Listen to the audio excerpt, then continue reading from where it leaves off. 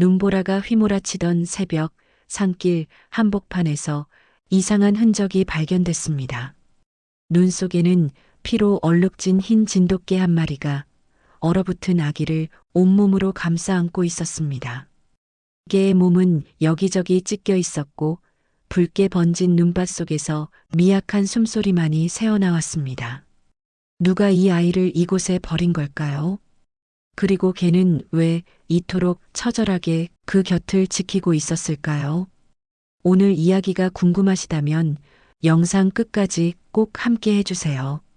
그리고 구독과 좋아요를 눌러주시면 오늘 하루 큰 행운이 찾아오실 거예요. 그럼 이야기 시작하겠습니다. 1979년 겨울 설악산 자락의 밤은 유난히 깊었습니다. 차디찬 바람이 뼛속까지 파고들고 눈발은 사정없이 얼굴을 때렸죠. 간호사 윤순애는 그날도 산골 마을의 왕진을 마치고 돌아가는 길이었습니다. 28의 나이, 아직 결혼도 하지 않은 젊은 여자가 밤길을 혼자 걷는 것은 위험천만한 일이었지만 순애에게는 이미 익숙한 일상이었어요. 손전등을 켜고 좁은 산길을 따라 내려가던 순애는 문득 발걸음을 멈췄습니다.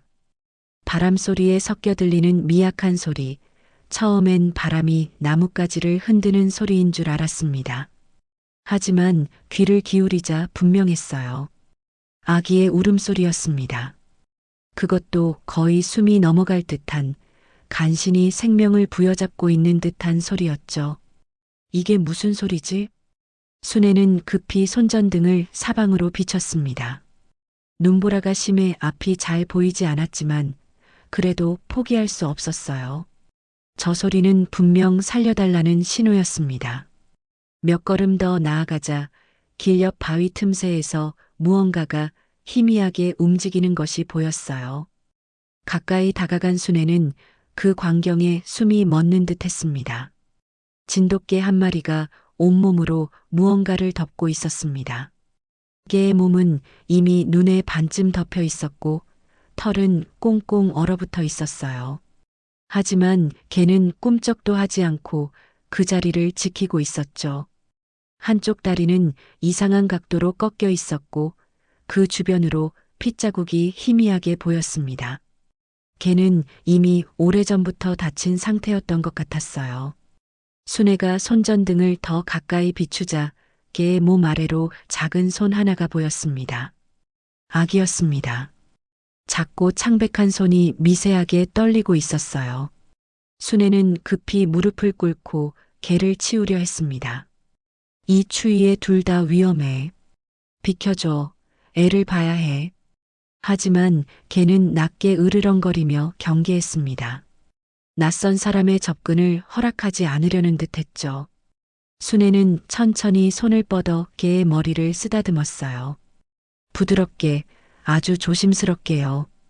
개는 순애의 손길이 해를 끼치려는 것이 아니라는 것을 알아챘는지 천천히 몸을 비켰습니다.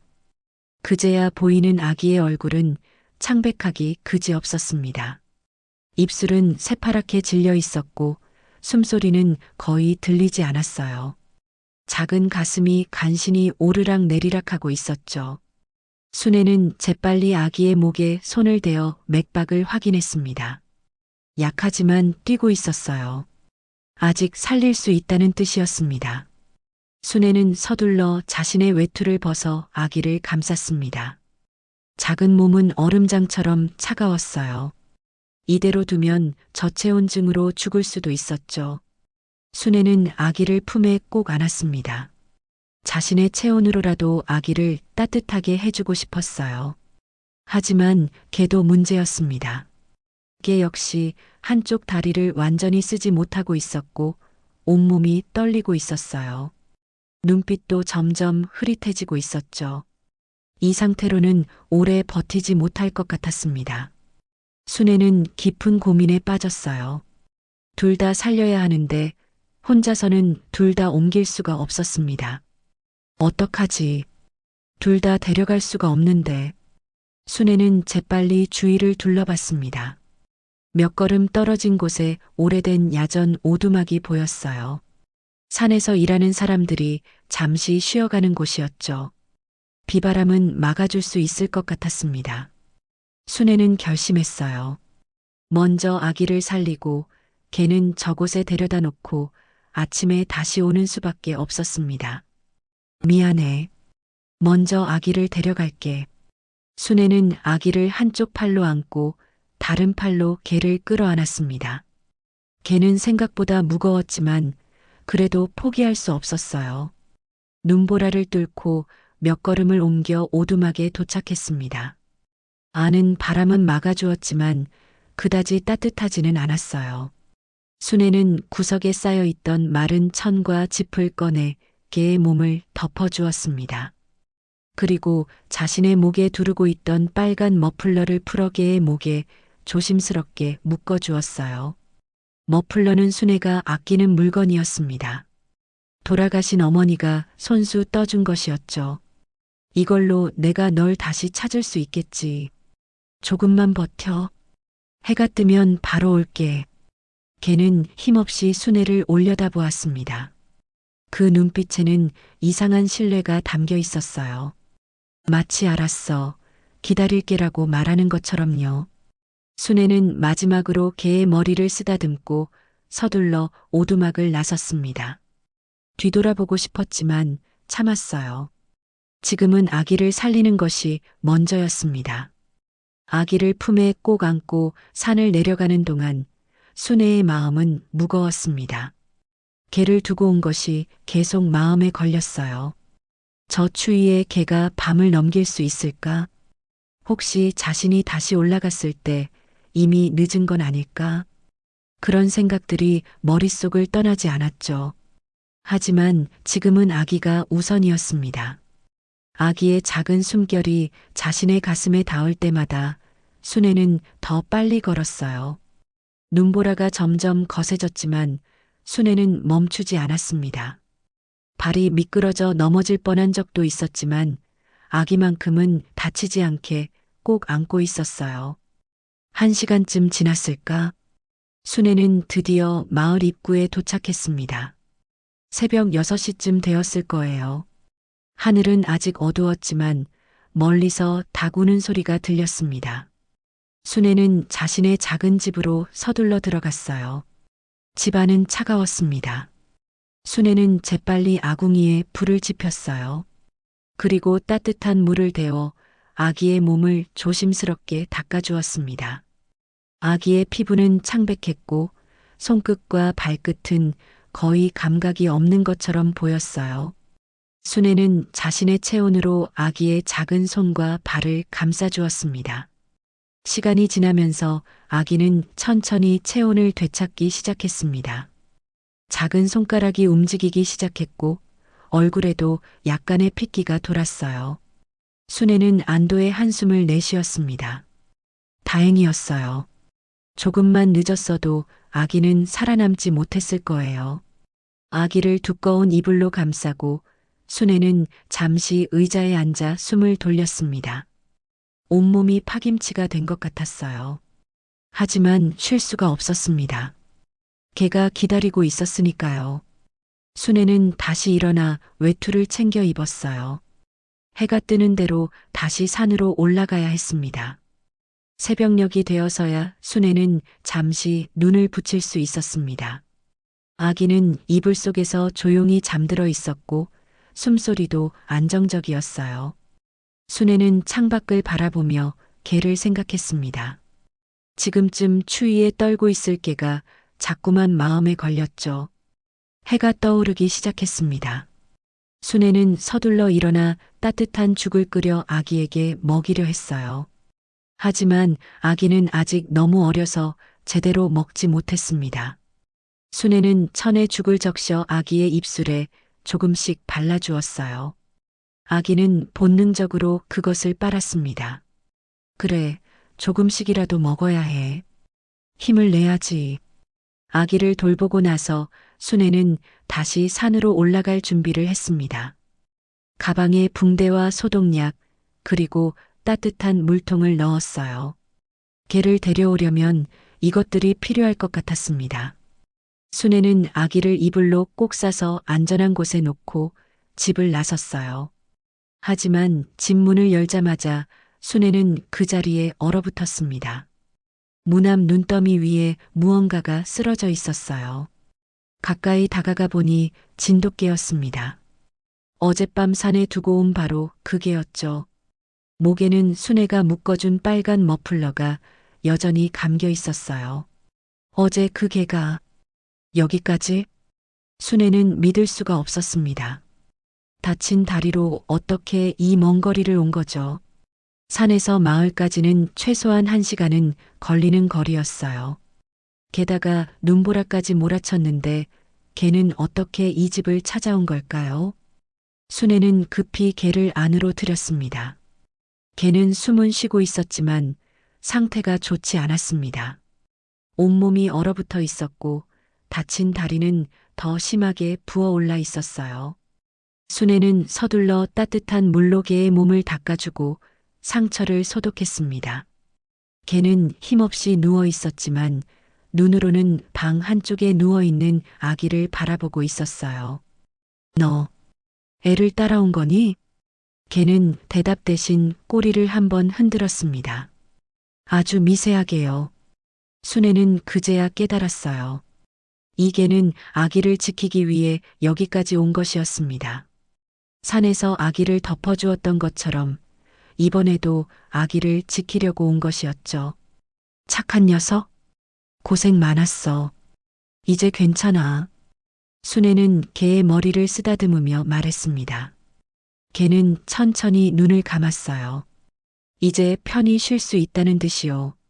순애는 개에게 복돌이라는 이름을 지어주었습니다. 복을 가져다 준 개라는 뜻이었죠. 아기와 함께 이 집에 복을 가져온 개였으니까요. 며칠이 지나면서 복돌이는 조금씩 기력을 회복했습니다. 다친 다리는 완전히 낫지 않았지만 그래도 걸을 수는 있게 되었어요. 복돌이는 아기 곁을 떠나지 않았습니다. 아기가 울면 옆에서 낮게 울음소리를 내며 달래주었고 아기가 잠들면 그 옆을 지켰어요. 마치 자신의 새끼를 돌보는 것처럼요. 순애는 복돌이와 아기를 보며 묘한 감정을 느꼈습니다. 이 둘은 어떤 인연으로 만난 걸까요? 왜 하필 그날 그 장소에서 만난 걸까요? 순애는 알 수 없었지만 분명한 건 이 둘이 서로를 필요로 한다는 것이었습니다. 평화로운 나날이 이어지는 듯 했습니다. 하지만 일주일쯤 지났을 때 마을에 이상한 분위기가 감돌기 시작했어요. 낯선 사람들이 마을에 나타난 것이었습니다. 검은 양복을 입은 남자들이 집집마다 돌아다니며 무언가를 물어보고 있었죠. 순애는 장을 보러 나갔다가 그들을 보았습니다. 마을 어귀에서 할머니 한 분에게 무언가를 물어보고 있었어요. 순애는 무심한 척 지나가면서 귀를 기울였습니다. 혹시 산에서 이상한 걸 보셨습니까? 일주일 전쯤이요. 산에서? 글쎄, 나는 잘 모르겠는데. 성형그룹 회장 댁 따님이 실종됐습니다. 혹시라도 아기 울음소리나 이상한 소리를 들으신 적 없으신가요?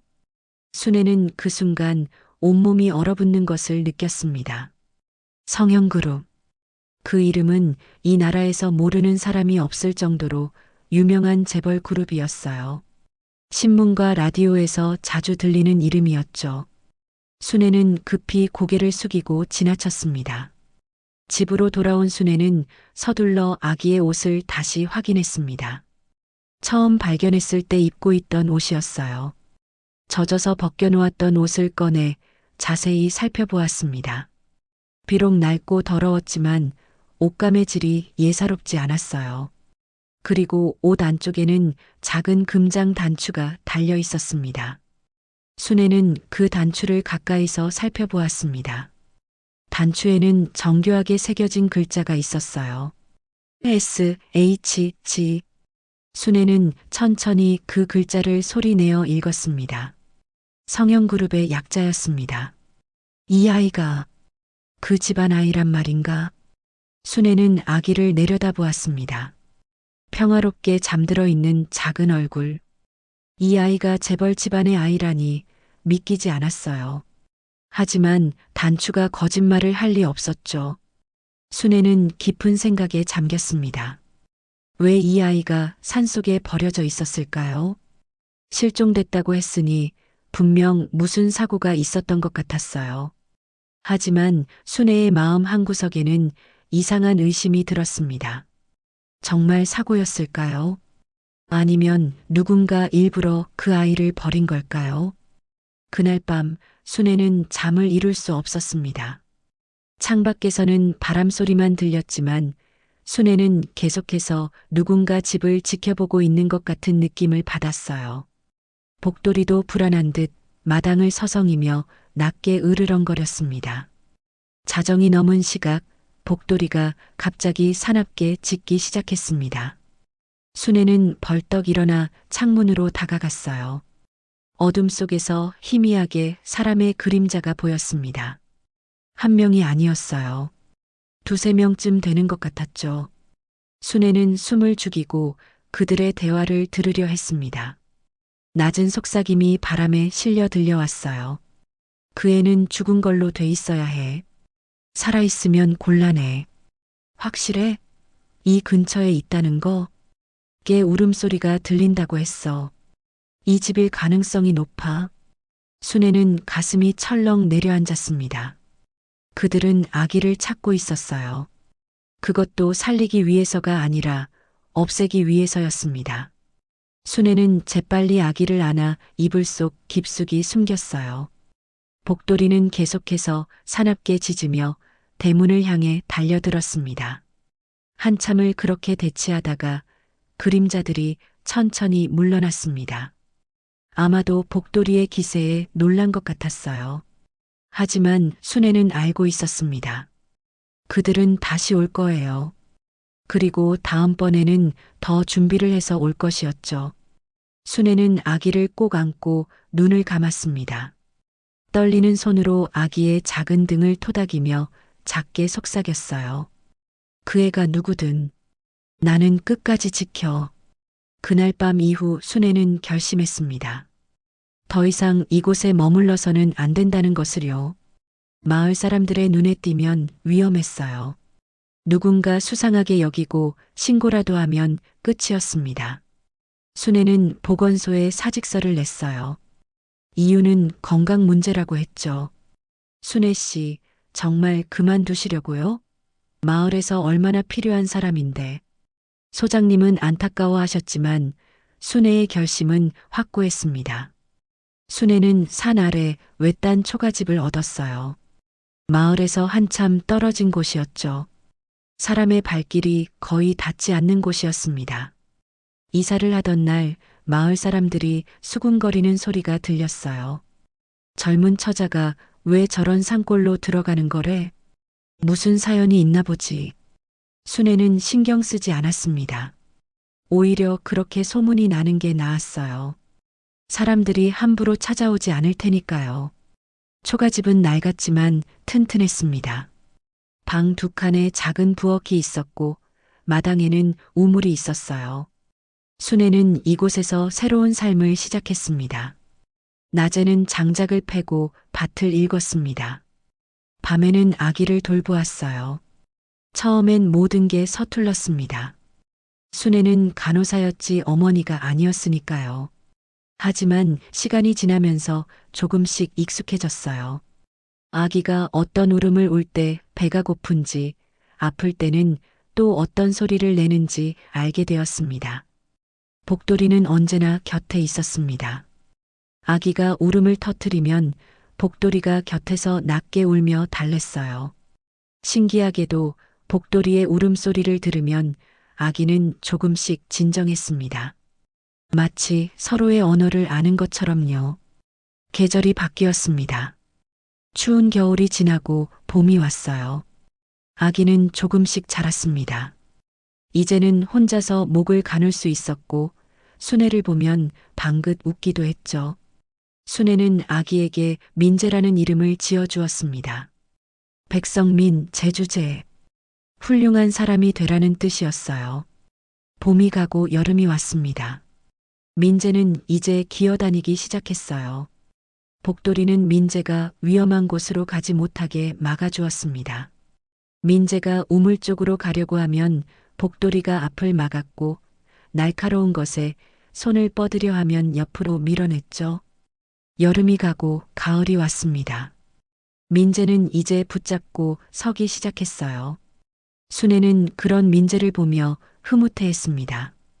이 아이가 이렇게 잘 자라주는 것만으로도 감사했어요. 가을이 가고 다시 겨울이 왔습니다. 두 번째 겨울이었죠. 그렇게 시간은 흘러 5해가 지났습니다. 민재는 이제 5살이 되었어요. 말도 제법 하고 혼자서 걷고 뛰기도 했습니다. 복돌이와 뛰어노는 모습은 영락없는 형제 같았어요. 순애는 이 평화가 영원히 계속되길 바랐습니다. 하지만 그날 밤 그 평화는 깨졌습니다. 민재가 잠든 후 순애는 설거지를 하고 있었어요. 마당에서는 복돌이가 조용히 앉아 있었죠. 그런데 갑자기 복돌이가 사납게 짖기 시작했습니다. 순애는 손에 들고 있던 그릇을 내려놓고 밖으로 나갔어요. 복돌아, 무슨 일이니? 복돌이는 대문 쪽을 향해 계속 짖었습니다. 순애가 손전등을 비추려는 순간 담장 너머로 낮은 신음소리가 들렸어요. 순애는 급히 문을 열고 나갔습니다. 그리고 그곳에서 피투성이가 된 복돌이를 발견했어요. 복돌아. 복돌이는 마당까지 간신히 기어들어왔습니다. 다리는 다시 심하게 다쳐 있었고 옆구리에는 깊은 긁힌 자국이 있었어요. 피가 계속 흘러나오고 있었습니다. 순애는 급히 복돌이를 안으로 들여 상처를 확인했어요. 누가 이런 짓을 한 거야? 대체 누구와 싸운 거니? 복돌이는 힘없이 눈을 감았습니다. 하지만 숨은 쉬고 있었어요. 순애는 서둘러 상처를 소독하고 붕대를 감았습니다. 그러다가 복돌이의 털 사이에서 무언가 걸려 있는 것을 발견했어요. 검은색 천 조각이었습니다. 순애는 그 천 조각을 자세히 살펴보았습니다. 질감이 예사롭지 않았어요. 고급 양복 소매에서 뜯긴 것 같았습니다. 순애는 천천히 그 의미를 깨달았어요. 복돌이가 누군가와 싸웠다는 것. 그것도 양복을 입은 사람과요. 상처를 씻기던 순애는 복돌이의 귀 뒤에서 작은 것을 발견했습니다. 피부에 박혀 있는 금속 조각이었어요. 순애는 조심스럽게 그것을 빼냈습니다. 손톱만 한 크기의 금속 조각. 그 위에는 미세한 각인이 있었어요. 순애는 손전등을 가까이 대고 각인을 읽었습니다. S, H, G, 그리고 숫자 01. 성형그룹 01. 순애의 손이 떨렸어요. 이것은 성형그룹의 신분증이나 배지에서 떨어진 것 같았습니다. 그 사람들이 아직도 찾고 있었구나. 순애는 복돌이의 등을 천천히 쓸어내렸습니다. 복돌이는 민재를 지키기 위해 싸운 것이었어요. 누군가 집에 접근하려 했고 복돌이가 그것을 막은 것이었죠. 순애는 눈시울이 뜨거워지는 것을 느꼈습니다. 며칠 뒤 순애는 장을 보러 마을에 갔습니다. 그곳에서 라디오 뉴스를 들었어요. 가게 주인이 켜놓은 라디오에서 익숙한 이름이 흘러나왔습니다. 성형그룹 비서실장이 실종되었습니다. 경찰은 내부 비리 은폐와 관련이 있는 것으로 보고 수사 중입니다. 순애는 그 자리에 얼어붙었습니다. 비서실장 실종, 그리고 내부 비리. 순애는 천천히 그 의미를 깨달았어요. 복돌이가 싸운 사람이 혹시 그 비서실장이었던 걸까요? 그렇다면 복돌이는 그를 물리친 것이었어요. 집으로 돌아온 순애는 라디오를 내려놓고 복돌이의 등을 천천히 쓸어내렸습니다. 복돌이는 여전히 상처 때문에 힘들어했지만 민재 곁은 떠나지 않았어요. 민재가 복돌이 옆에 앉아 작은 손으로 복돌이의 머리를 쓰다듬었습니다. 복돌아, 아파? 복돌이는 꼬리를 한번 흔들었어요. 아프지만 괜찮다는 듯이요. 순애는 그런 복돌이를 보며 조용히 말했습니다. 누구와 맞섰든 잘 돌아왔다. 넌 우리 가족이야. 그날 이후 복돌이는 낯선 차 소리에 유난히 예민해졌습니다. 멀리서 차 소리만 들려도 귀를 쫑긋 세우고 대문을 지켰어요. 누군가 또 올지 모른다는 것을 본능적으로 알고 있는 것 같았습니다. 순애도 마음을 놓을 수 없었어요. 그들은 아직 포기하지 않은 것이었습니다. 밤마다 순애는 민재를 재우고 창가에 앉아 밖을 지켜보았습니다. 혹시라도 수상한 그림자가 보이지 않을까 경계하면서요. 복돌이는 마당에서 잠을 자지 않고 계속 깨어 있었어요. 둘 다 긴장을 늦출 수 없었습니다. 언제 또 누군가 올지 모르니까요. 그날은 유난히 달이 밝은 밤이었습니다. 민재는 이미 깊은 잠에 빠져 있었고 순애는 부엌에서 설거지를 마치고 있었어요. 복돌이는 마당에서 조용히 앉아 주위를 경계하고 있었죠. 평화로운 밤처럼 보였습니다. 하지만 자정이 넘어서자 분위기가 달라졌습니다.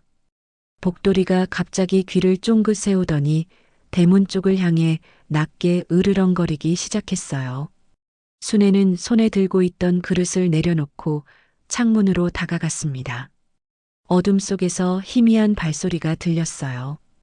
복돌이의 으르렁거림이 점점 커졌습니다. 그리고 담장 너머로 낮은 속삭임이 들려왔어요. 회장님이 직접 지시하셨대. 그 애 아직 살아있대. 확실한 거야? 비서실장이 이 근처까지 추적했다가 실종됐잖아. 분명 여기야.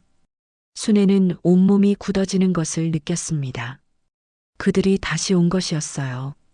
그것도 이번에는 확신을 가지고요. 순애는 재빨리 민재가 자고 있는 방으로 달려갔습니다. 하지만 민재를 깨울 수는 없었어요.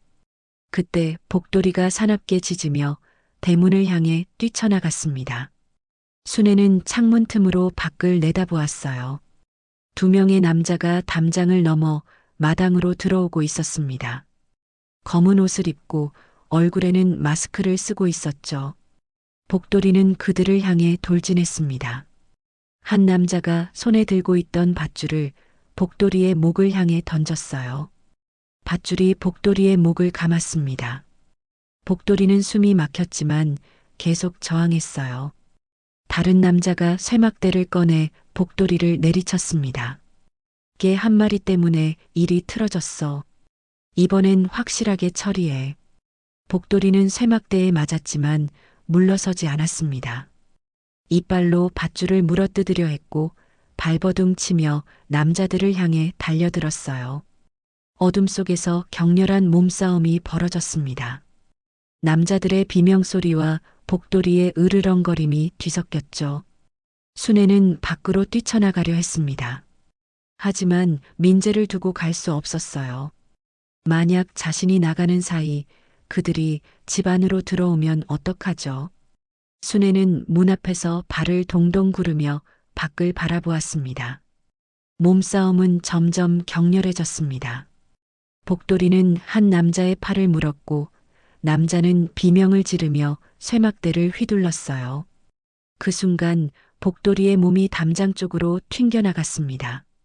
무거운 충격음이 들렸고 복돌이는 담장에 부딪혀 그대로 절벽 방향으로 굴러떨어졌어요. 제길, 걔가 물어뜯었잖아. 일단 물러나. 걔는 처리됐어.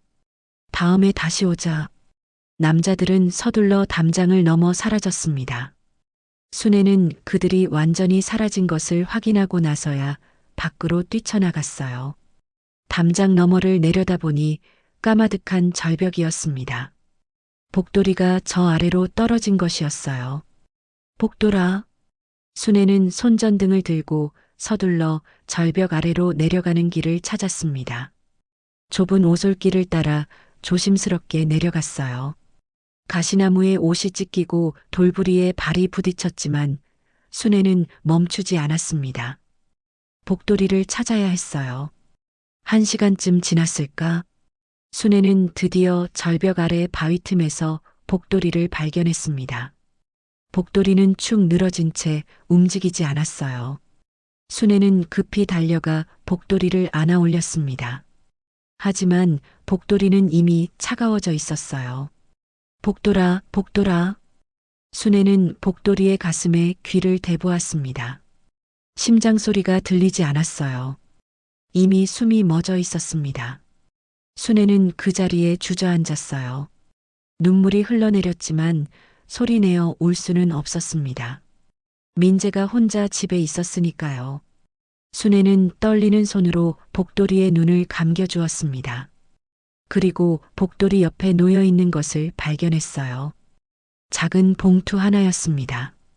봉투는 붉게 얼룩져 있었어요. 피가 묻은 것 같았죠. 순애는 조심스럽게 봉투를 집어들었습니다. 안에는 접힌 편지 한 장이 들어 있었어요. 순애는 손전등을 비추며 편지를 펼쳤습니다. 글씨는 흐릿했지만 읽을 수 있었어요. 그 개는 당신이 돌보는 아이를 지키려다 죽었습니다. 그 아이는 회장님이 세상에 숨기려 한 아이입니다. 짧은 문장이었지만 그 의미는 분명했습니다. 민재는 단순히 버려진 아이가 아니었어요. 누군가 일부러 세상에 나오지 못하게 하려 한 아이였습니다. 그리고 복돌이는 그런 민재를 지키다가 목숨을 잃은 것이었죠. 순애의 손끝이 떨렸습니다.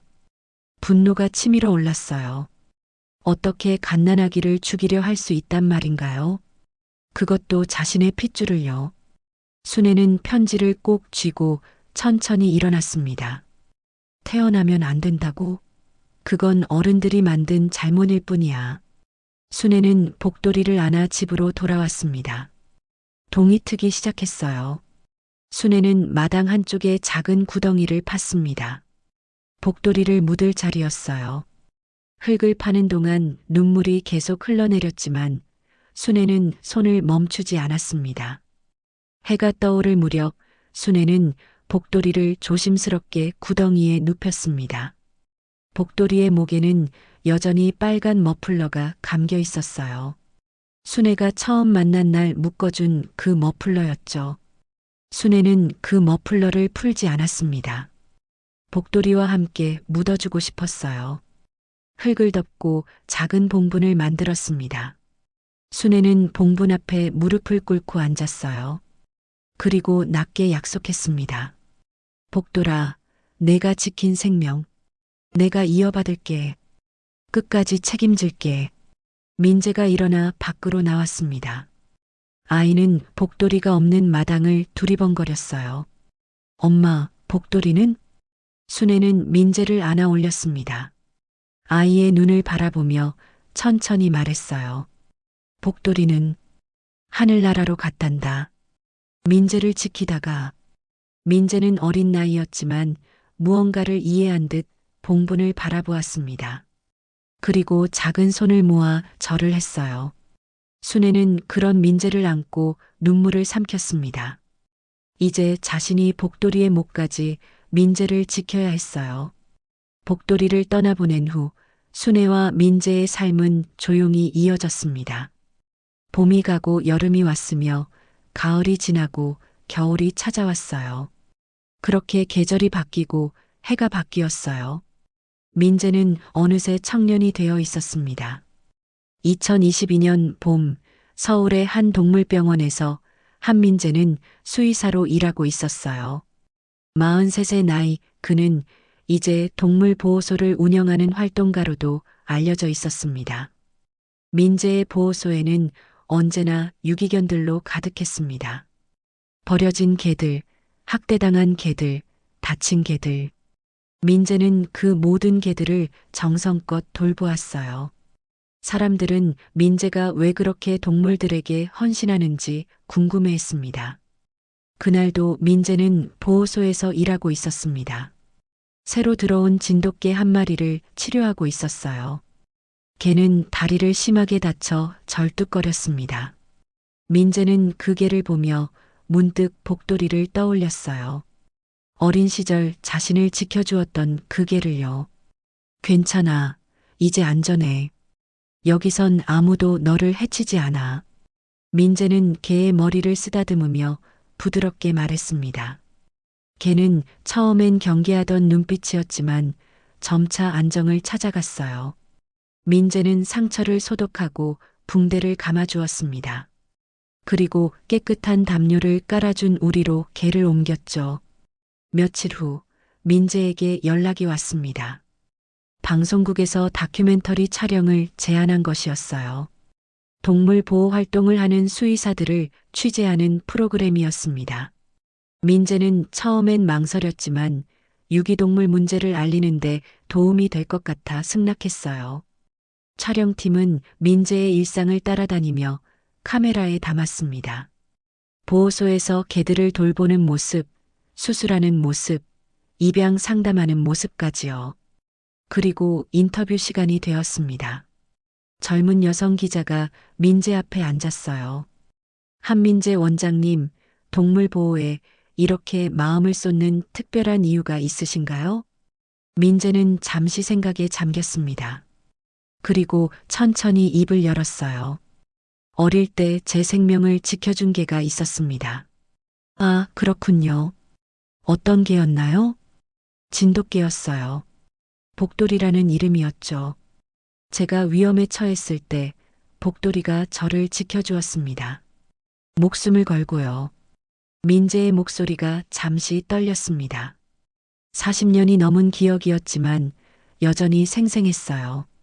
기자는 민재의 표정을 보며 더 이상 묻지 않았습니다. 어떤 이야기인지 짐작이 갔으니까요. 촬영은 보호소에서 이어졌습니다.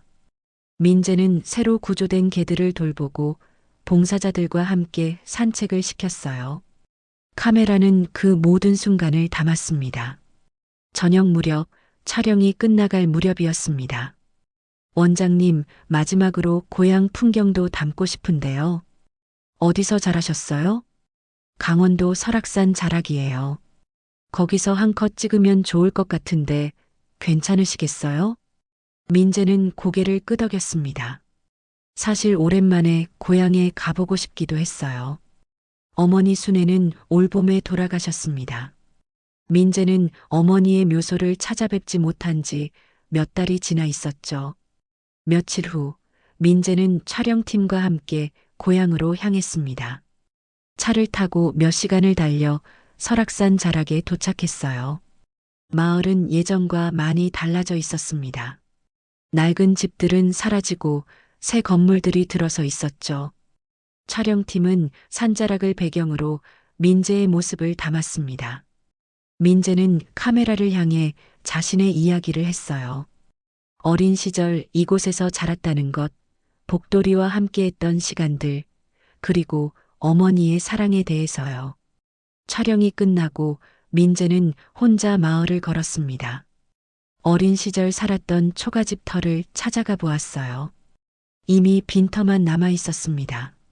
민재는 그곳에 한참 서 있었습니다. 복돌이의 봉분이 있던 자리를 떠올리며요. 민재야? 뒤에서 누군가 민재를 부르는 소리가 들렸습니다. 민재가 돌아보니 나이든 할아버지 한 분이 서 있었어요. 얼굴에는 주름이 가득했지만 눈빛만큼은 또렷했습니다. 저를 아시나요? 박영팔이라고 하네. 자네 순애 씨 아들이지? 아, 예. 맞습니다. 영팔은 담배를 꺼내 입에 물었습니다. 그리고 불을 붙이며 천천히 말했어요. 어머님 돌아가셨다며. 안 됐네. 예, 올봄에. 순애 씨는 좋은 분이셨어. 자네를 정말 애지중지하셨지. 민재는 고개를 끄덕였습니다. 어머니는 민재에게 모든 것을 주셨어요. 자신의 인생을 포기하고 민재를 키우셨죠. 민재는 그 사실을 너무나 잘 알고 있었습니다. 영팔은 담배 연기를 내뿜으며 민재를 바라보았습니다. 그리고 조심스럽게 말을 꺼냈어요. 그게 복돌이 말이다. 자네 살린 건 맞아. 근데 그날 일은 자네가 다 모를 게야. 무슨 일인데요? 영팔은 잠시 망설이다가 입을 열었습니다. 산에서 피가 났지. 사람들 말이 그 여자가 걔랑 함께 있었다더라. 처음엔 걔가 여자를 지키려 한 것 같은데 그 난리 속에서 결국 누군가 크게 다쳤대. 피가 여기저기 흩어져 있었다더군. 누가 누구를 해친 건지 그땐 아무도 제대로 보질 못했어. 민재는 숨이 멎는 것 같았습니다. 여자. 그 말은 자신의 친어머니를 뜻하는 것이었어요. 다만 그 여자와 걔, 둘 중 하나는 그날 끝이 났다고들 했지. 그 여자, 제 친어머니 말씀이신가요? 영팔은 눈을 피했습니다. 대답하기 어려운 질문이었어요. 회장 비서였다고 하더군. 일이 커지면 그룹이 흔들린다며.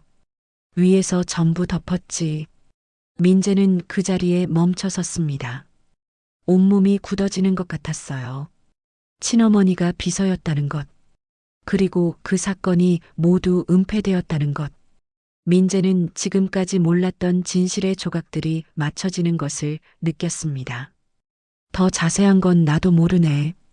그냥 마을에 떠도는 소문일 뿐이야. 영팔은 담배를 끄고 천천히 걸어갔습니다. 민재는 그 자리에 한참을 서 있었어요. 머릿속이 복잡했습니다. 어머니 순애는 이 모든 것을 알고 계셨던 걸까요? 그래서 자신을 끝까지 지켜준 것일까요? 민재는 천천히 발걸음을 옮겼습니다. 어머니의 묘소를 향해서요. 묘소는 산자락 한쪽에 조용히 자리 잡고 있었습니다. 민재는 묘소 앞에 무릎을 꿇고 앉았어요. 어머니, 이제 알아야 할 것 같아요. 제가 누구인지, 그날 무슨 일이 있었는지. 바람이 불어왔습니다. 나뭇잎들이 바스락거리는 소리가 들렸어요. 민재는 눈을 감았습니다. 그리고 결심했어요. 진실을 찾아야겠다고. 어머니의 묘소를 떠난 민재는 서울로 돌아오지 않았습니다. 대신 어머니가 살았던 집터 근처에 작은 여관방을 잡았어요. 진실을 알아내기 전에는 돌아갈 수 없을 것 같았습니다. 민재는 그날 밤 잠을 이룰 수 없었어요. 다음 날 아침 민재는 어머니의 유품을 정리하기 위해 창고를 찾았습니다. 마을 이장님이 어머니의 물건들을 보관해 두었다고 했었죠. 창고 안은 먼지투성이었고 낡은 상자들이 쌓여 있었어요. 민재는 하나씩 상자를 열어보기 시작했습니다. 오래된 옷가지들, 그릇들, 책들이 나왔어요. 그러다가 구석에 놓인 낡은 트렁크를 발견했습니다. 자물쇠가 채워져 있었지만 녹슬어서 쉽게 열렸어요. 트렁크 안에는 여러 가지 물건들이 들어 있었습니다. 그 중에서 민재의 눈길을 끈 것은 오래된 사진 한 장이었어요. 흑백 사진이었는데 젊은 남자와 여자가 나란히 서 있었습니다. 남자는 양복을 입고 있었고 여자는 단정한 옷차림이었어요. 민재는 사진 뒷면을 확인했습니다. 작은 글씨로 뭔가 적혀 있었어요. 1978년 가을 성현그룹 본사 앞에서. 민재의 손이 떨렸습니다. 성현그룹. 어머니가 그토록 숨기려 했던 이름이었죠. 사진 속 여자를 자세히 보니 젊은 순애와 조금 닮아 있었습니다. 아니, 어쩌면 자신과도 닮았을지 모르겠어요. 민재는 이 여자가 자신의 친어머니일 거라는 확신이 들었습니다. 트렁크를 더 뒤지자 낡은 편지 봉투가 나왔습니다. 봉투 안에는 접힌 편지지가 들어 있었어요. 민재는 조심스럽게 편지를 펼쳤습니다. 글씨는 흐릿했지만 읽을 수 있었죠. 그 여자는 내 아이를 가졌다고 했다. 집안이 들썩였다. 경비견 복돌이에게 그녀를 지키라 명했지만 결국 명령이 바뀌었다. 그녀를 처리하라. 민재는 숨이 멎는 것 같았습니다. 이것은 누군가의 고백이었어요. 그것도 자신의 친아버지일 가능성이 높은 사람의 고백이었습니다. 편지는 계속 이어졌어요. 나는 회장의 명을 따를 수밖에 없었다. 복돌이를 산으로 보냈다. 하지만 복돌이는 명령을 거부했다. 걔는 본능적으로 알았던 것 같다. 무엇이 옳은지를. 민재는 편지를 읽으며 온몸이 떨렸습니다. 복돌이는 원래 성형그룹의 경비견이었던 것이에요. 그리고 자신의 친어머니를 지키라는 명령을 받았다가 나중에는 처리하라는 명령으로 바뀐 것이었죠. 하지만 복돌이는 마지막 순간 명령을 거부하고 어머니를 지켰던 것입니다. 걔가 여자를 덮고 있었다. 눈보라 속에서 둘 다 죽을 것처럼 보였다. 나는 확인도 하지 않고 돌아왔다. 그것이 내 평생의 죄다. 편지는 거기서 끝나 있었습니다. 서명은 없었지만 민재는 짐작할 수 있었어요. 이 편지를 쓴 사람은 성형그룹 회장, 아니면 그 명령을 내린 누군가였을 것입니다. 민재는 편지를 꼭 쥐고 한참을 앉아 있었습니다. 머릿속이 복잡했어요. 복돌이는 명령받은 개였지만 마지막엔 명령을 거부하고 자신을 지킨 것이었습니다. 그리고 어머니 순애는 그런 자신을 발견하고 목숨을 걸고 키워준 것이었죠. 그럼 복돌이는 명령받은 개였지만 마지막엔 명령을 거부하고 날 덮쳐 지킨 거네요. 민재는 혼잣말로 중얼거렸습니다. 40년 넘게 품고 있던 의문이 풀리는 순간이었어요. 민재는 천천히 일어나 창밖을 바라보았습니다.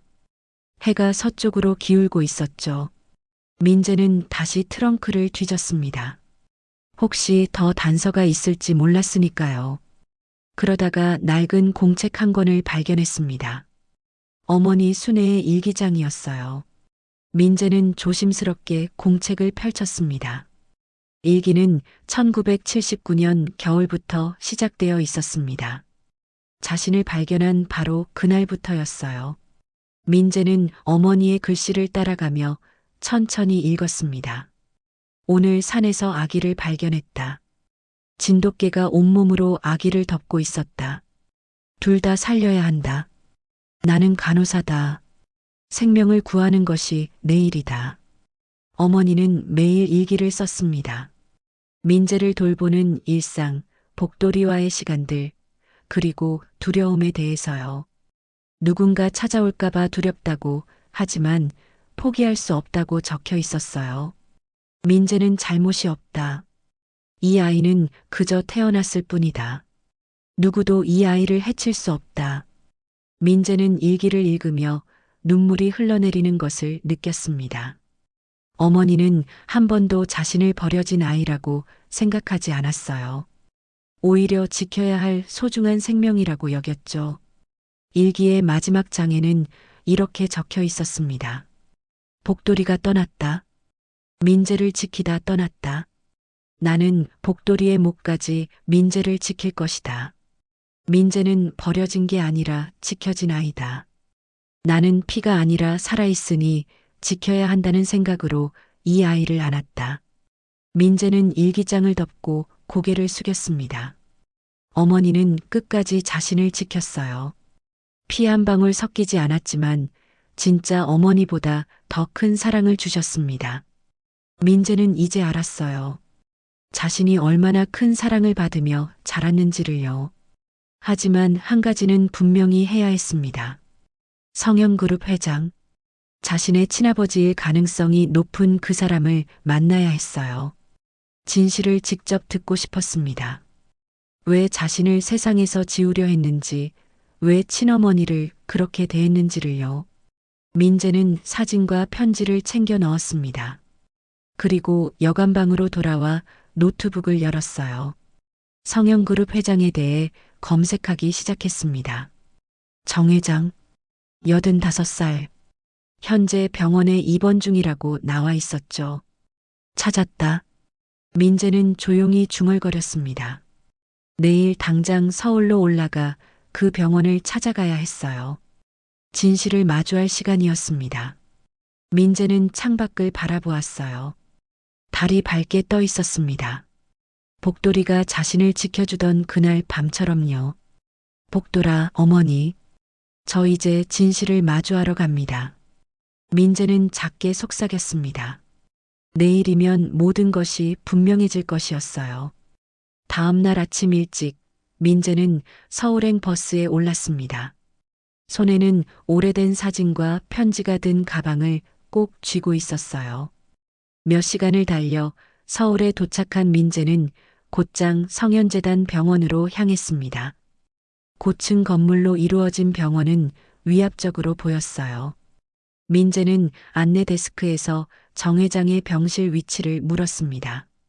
직원은 처음엔 방문객 명단에 없다며 거절했지만 민재가 개인적인 용무라고 강하게 이야기하자 마지못해 알려주었어요.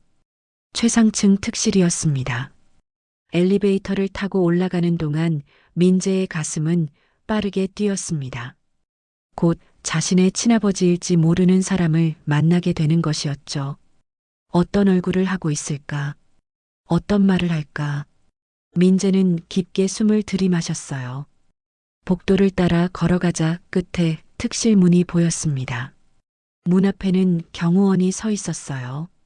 민재가 다가가자 경호원이 손을 들어 막았습니다.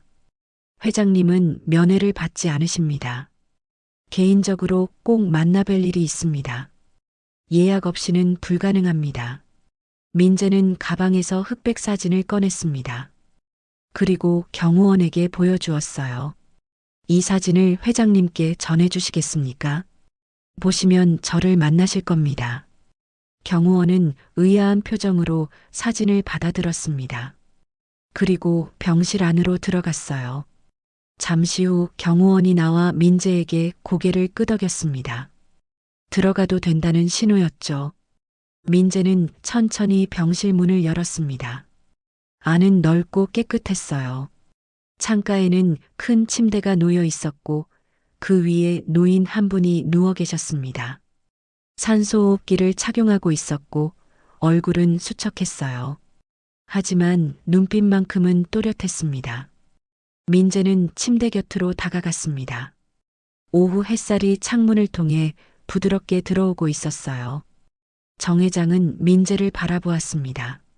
오랜 시간 말없이 서로를 바라보았죠. 회장님, 한민재입니다. 정 회장은 힘겹게 눈을 한번 깜빡였습니다. 그리고 떨리는 목소리로 대답했어요. 그래. 그 이름. 민재는 가방에서 사진을 꺼내 정 회장에게 보여주었습니다. 젊은 회장과 여인이 함께 찍은 그 사진이었어요. 사진 속 분이 제 어머니이자 회장님의 비서였죠. 정 회장은 사진을 오래 바라보았습니다. 손이 미세하게 떨렸어요.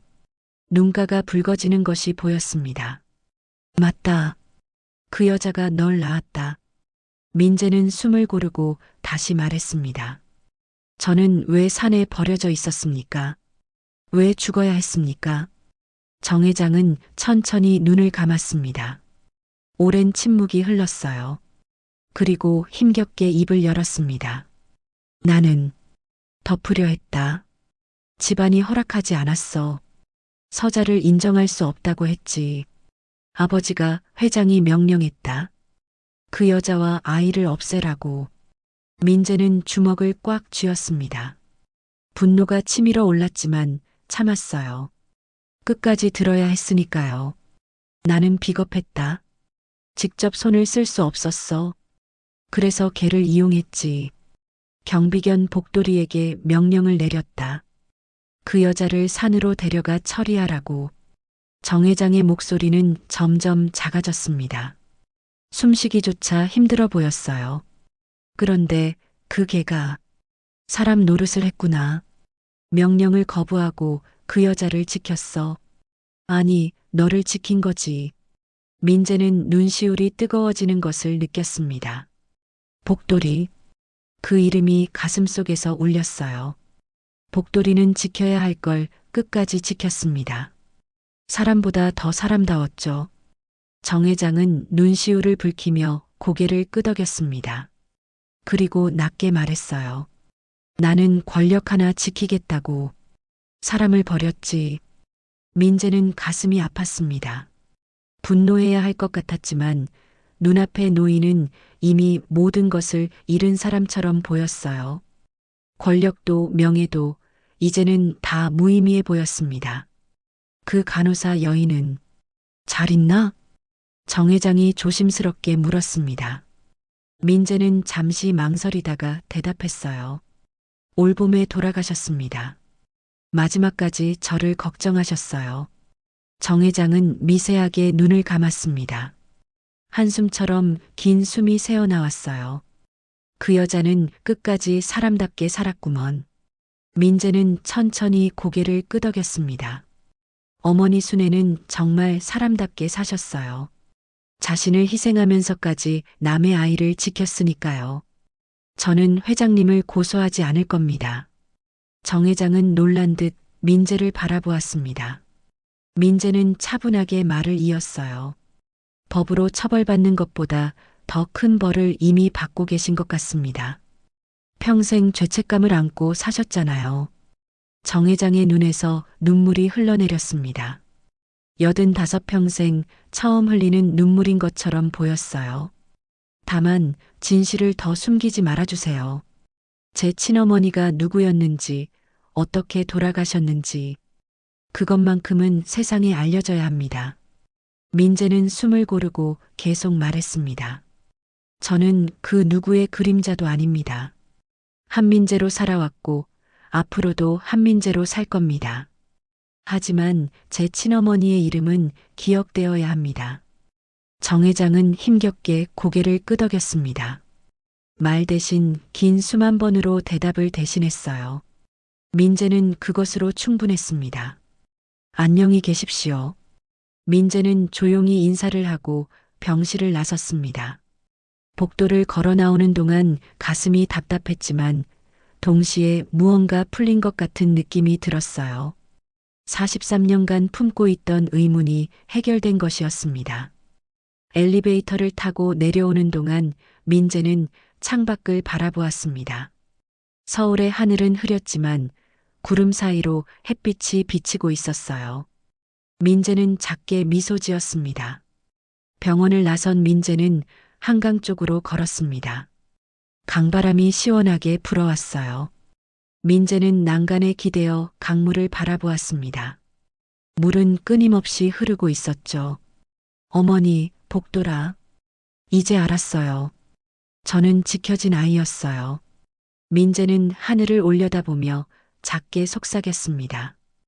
구름이 천천히 흘러가고 있었어요. 민재는 오랜만에 마음이 편안해지는 것을 느꼈습니다. 이제 진실을 알았으니 앞으로 나아갈 수 있을 것 같았어요. 저녁 무렵 민재는 고향으로 가는 기차에 올랐습니다. 어머니의 묘소에 다녀와야 했어요. 그리고 복도리의 봉분에도 인사를 드려야 했습니다. 창밖으로 석양이 지고 있었어요. 붉은 노을이 하늘을 물들이고 있었습니다. 1년이 흘렀습니다. 2023년 봄 설악산 자락에는 새로운 건물 하나가 들어섰어요. 아담한 2층 건물이었지만 마당은 넓었습니다. 건물 앞 간판에는 정성스럽게 새긴 글씨가 있었어요. 복돌의 품 버려진 생명과 아이들을 위한 집. 민재는 이곳에 보호소와 공동생활 시설을 만들었습니다. 유기견들과 보호가 필요한 아이들이 함께 생활하는 곳이었어요. 서울의 병원은 후배에게 맡기고 민재는 이곳에서 새로운 삶을 시작했습니다. 봄 햇살이 따스하게 내리쏘이는 오후 마당에서는 아이들과 개들이 함께 뛰놀고 있었습니다. 7살쯤 되어 보이는 남자아이가 진돗개 한 마리와 공을 주고받으며 웃고 있었어요. 10살쯤 되어 보이는 여자아이는 작은 강아지를 안고 조심스럽게 쓰다듬고 있었죠. 민재는 창문 너머로 그 광경을 바라보며 미소 지었습니다. 보호소를 연 지 1년, 이미 15마리의 개와 8명의 아이들이 이곳에서 함께 살고 있었어요. 처음엔 서로 낯설어 하던 아이들도 이제는 가족처럼 지내고 있었습니다. 원장님, 사료 배달 왔어요. 젊은 봉사자가 문을 열고 들어왔습니다. 민재는 고개를 끄덕이고 밖으로 나갔어요. 사료 봉지들이 트럭에 가득 실려 있었습니다. 민재는 봉사자들과 함께 사료를 창고로 옮겼어요. 일을 마치고 민재는 마당으로 나왔습니다. 아까 그 남자아이가 다가왔어요. 아이의 이름은 준호였습니다. 부모에게 버림받아 이곳에 온 지 석 달쯤 되었죠. 아저씨, 이 사료 강아지들 주면 돼요? 준호가 사료 봉지를 들고 물었습니다. 민재는 무릎을 꿇고 아이와 눈높이를 맞췄어요. 그래, 저쪽 그릇에 담아주면 돼. 근데 준호야, 여기 있는 개들 이름 다 외웠어? 네. 저기 흰 개는 하얀이고, 검은 개는 까망이고. 아이는 신이 나서 개들의 이름을 하나씩 말했습니다. 민재는 흐뭇하게 아이를 바라보았어요. 처음 이곳에 왔을 때 준호는 말도 잘하지 않았습니다. 사람을 믿지 못했죠. 하지만 지금은 이렇게 밝아졌어요. 이름 없는 아이는 없어. 개들도 마찬가지야. 여기선 우리가 같이 이름을 지어주는 거야. 민재는 준호의 머리를 쓰다듬으며 말했습니다. 준호는 환하게 웃으며 개들에게 사료를 주러 갔어요. 민재는 그런 준호를 보며 복돌이를 떠올렸습니다. 저녁 무렵 아이들과 함께 저녁 식사를 마친 민재는 혼자 산책을 나섰습니다. 보호소에서 조금 올라가면 어머니의 묘소와 복돌이의 조형물이 있었어요. 민재는 매일 저녁 이곳을 찾았습니다. 묘소 옆에는 복돌이 조형물이 세워져 있었습니다. 앉아있는 진돗개의 모습이었어요. 민재가 직접 조각가에게 부탁해서 만든 것이었죠. 조형물 앞에는 작은 표지판이 세워져 있었습니다. 가장 약한 생명을 지켜준 이에게. 민재는 묘소 앞에 무릎을 꿇고 앉았습니다. 그리고 가져온 들꽃 한 줌을 조심스럽게 올려놓았어요. 노란 민들레와 하얀 제비꽃이었습니다. 어머니, 오늘도 아이들이 잘 지냈어요. 준호는 이제 웃음도 많아지고 지연이는 강아지 돌보는 걸 너무 좋아해요. 민재는 조용히 어머니께 오늘 있었던 일들을 이야기했습니다.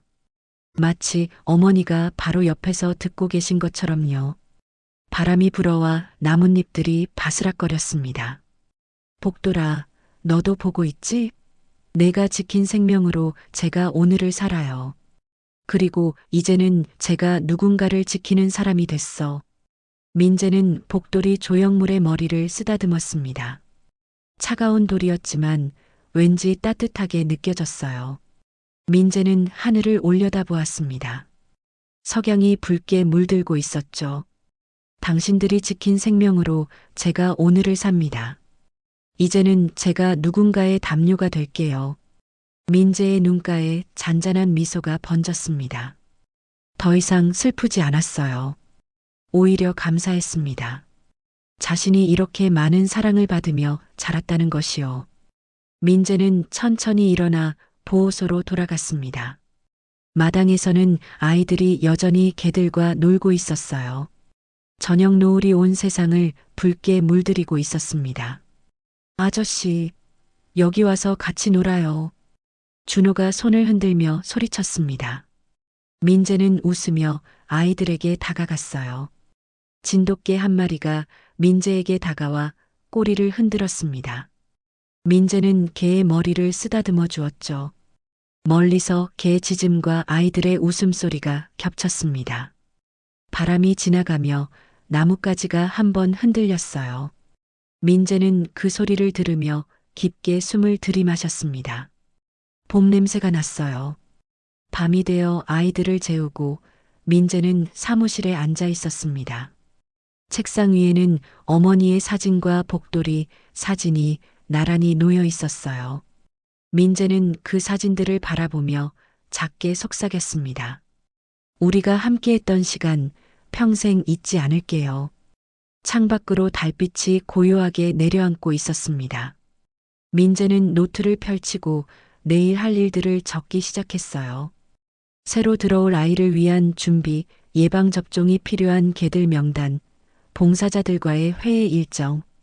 일을 마치고 민재는 창밖을 바라보았습니다. 저 멀리 산 너머로 불빛이 반짝이고 있었어요. 민재는 불을 끄고 자리에 누웠습니다. 고요한 밤이었습니다. 다음 날 아침, 민재는 아이들의 제잘거리는 소리에 잠에서 깼습니다. 창문을 열자 상쾌한 공기가 밀려 들어왔어요. 새들이 지저귀고 개들이 짖고 아이들이 웃고 있었습니다. 민재는 마당으로 나갔습니다. 준호가 강아지에게 밥을 주고 있었고 지연이는 개들과 산책을 준비하고 있었어요. 평범하지만 소중한 일상이었습니다. 좋은 아침이에요, 원장님. 아이들이 환하게 웃으며 인사했습니다. 민재도 미소 지으며 대답했어요. 그래, 좋은 아침이야. 이야기는 그렇게 계속되었습니다. 누군가를 지키는 일로요. 복돌이가 민재를 지켰고 순애가 민재를 키웠으며 이제는 민재가 다른 생명들을 지키고 있었습니다. 사랑은 이렇게 이어지는 것이었어요. 마당 한쪽에서 풍경이 바람에 흔들렸습니다. 맑은 소리가 울려 퍼졌어요. 민재는 그 소리를 들으며 하늘을 올려다보았습니다. 구름 한 점 없는 맑은 하늘이었죠. 오늘 이야기 어떠셨나요? 이야기에 대한 의견을 댓글로 남겨주세요. 또 이 영상을 어디에서 보고 계시고 무엇을 하며 들으시는지 적어주시면 제가 마음 담아 인사드릴게요. 앞으로도 다양한 이야기를 시청하시려면 무료로 할 수 있는 구독과 좋아요를 눌러주세요. 알림까지 설정해 놓으시면 다음 영상을 바로 시청하실 수 있습니다. 오늘도 함께 해주신 시간 감사드립니다. 행복한 하루 되세요.